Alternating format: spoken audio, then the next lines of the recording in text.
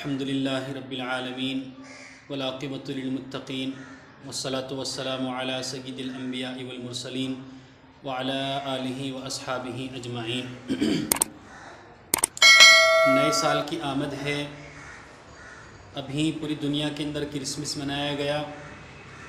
اور اب لوگ مختلف طریقوں سے نئے سال کو منانے کی تیاریوں میں مصروف ہیں۔ ہم چونکہ مسلمان ہیں، ہم نے اللہ اور اس کے رسول صلی اللہ علیہ وسلم کا کلمہ پڑھا ہے، تو ہمیں اس سلسلے میں اللہ کے رسول صلی اللہ علیہ وسلم کی تعلیمات دیکھنی پڑیں گی، یعنی نئے سال کے بارے میں اللہ کے رسول کی کیا تعلیمات ہیں اور ہمارے لیے کیا حکم ہے۔ جو لوگ اللہ کو نہیں مانتے ہیں، مذہب کو نہیں مانتے ہیں، ان کو معلوم کرنے کی ضرورت نہیں ہے، وہ جیسے چاہیں زندگی گزاریں، وہ جو چاہیں کریں، لیکن ہم چونکہ مسلمان ہیں اس لیے ہمیں معلوم کرنا پڑے گا۔ اللہ نے قرآن کریم کے اندر ارشاد فرمایا ہے، انما الحیات الدنیا لعب ولہو وزینۃ وتفاخر بینکم وتکاثر فی الاموال والاولاد۔ اللہ تبارک و تعالیٰ نے ارشاد فرمایا ہے، بے شک دنیاوی زندگی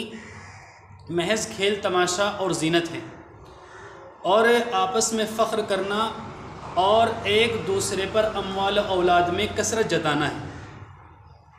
آگے اللہ نے ارشاد فرمایا، وَمَا الْحَيَاةُ الدُّنْيَا إِلَّا مَتَاعُ الْغُرُورِ، دنیاوی زندگی تو بس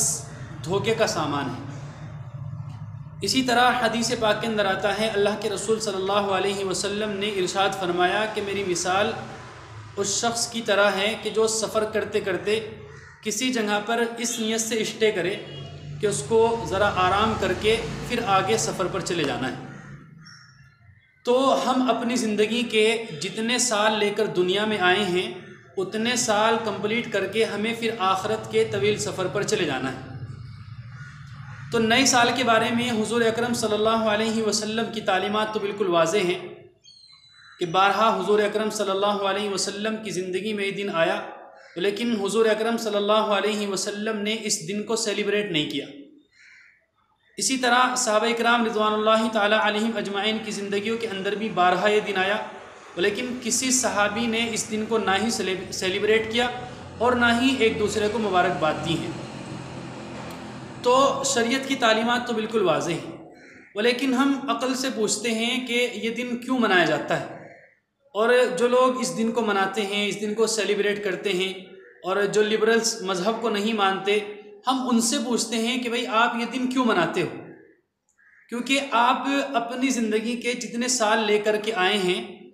آپ کی زندگی کا ایک سال کم ہو گیا، آپ مرنے کے، اپنی قبر کے، اپنی موت کے ایک سال قریب ہو گئے، اس میں خوشی کس بات کی ہے؟ اگر کسی کے یہاں بچہ پیدا ہوتا ہے تو وہ خوشی مناتا ہے، اس کا ریزن سمجھ میں آتا ہے۔ کوئی ایگزام کے اندر پاس ہو گیا، اس کا ریزن سمجھ میں آتا ہے۔ اسی طرح کسی کو کمپنی کے اندر جاب مل گئی یا کمپنی کے اندر اس کی تنخواہ کے اندر اضافہ ہو گیا، اب وہ خوشی منا رہا ہے، اس کا ریزن سمجھ میں آتا ہے۔ لیکن جب نیا سال آتا ہے تو نئے سال پر خوشی کس بات کی منائی جاتی ہے؟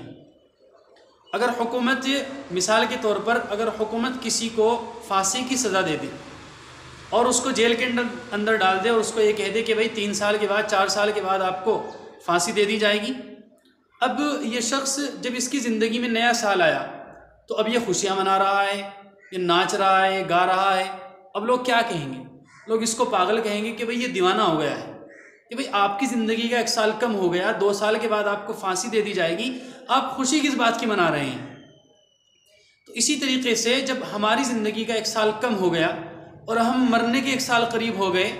اور ہم اپنی موت کے 1 سال قریب ہو گئے، تو اس میں خوشی کس بات کی منائی جا رہی ہے؟ یعنی اس خوشی کا کوئی ریزن سمجھ میں نہیں آتا ہے۔ یہ اتنی عجیب بات ہے جو کامن سینس کے بالکل خلاف ہے۔ ہاں، ہونا یہ چاہیے کہ جب ہماری زندگی سے 1 سال کم ہو گیا تو ہمیں اپنی زندگی کا محاسبہ کرنا چاہیے کہ ہمارا جو 1 سال کم ہوا ہے، اس 1 سال کے اندر میں نے کتنی اللہ کی عبادت کی ہے، میں نے کتنی اللہ کی فرما برداری میں اپنی زندگی کو صرف کیا ہے، اور میں نے کتنے گناہ کیے ہیں، کتنی اللہ کی نافرمانی کی ہے۔ تو ان تمام باتوں کا محاسبہ کر کے پھر اپنے آنے والے سال کو بہتر بنانے کی کوشش کرنی چاہیے کہ بھئی پچھلے سال مجھ سے گناہ ہوئے ہیں، انشاءاللہ میں اس سال میں گناہ نہیں کروں گا۔ پچھلے سال میں نے اللہ کی نافرمانی کی ہے تو انشاءاللہ میں اس سال میں اللہ کی نافرمانی بالکل نہیں کروں گا۔ تو اپنا جو سال گزرا ہے اس سال کو دیکھ کر کے اپنے آنے والے سال کو بیٹر بنانے کی کوشش کرنی چاہیے۔ یہ ہے اصل بات، کہ نہ جانے یہ سال ایک سال ہماری زندگی سے چلا گیا، پتہ نہیں اگلا سال ہماری زندگی میں ہے یا نہیں ہے۔ تو اس لیے ہمیں نئے سال کو نہ منا کر بلکہ اپنے آنے والے سال کے لیے اللہ سے دعا کرنی چاہیے۔ جس طریقے سے نیا سال منایا جاتا ہے، پارٹیز ہوتی ہیں اور ایک دوسرے کو تحفے دیے جاتے ہیں، ناچ گانا ہوتا ہے، شراب نوشی ہوتی ہیں، یہ تمام چیزیں شریعت کے اندر الاؤڈ نہیں ہیں، یہ تمام چیزیں شریعت کے اندر ناجائز ہیں۔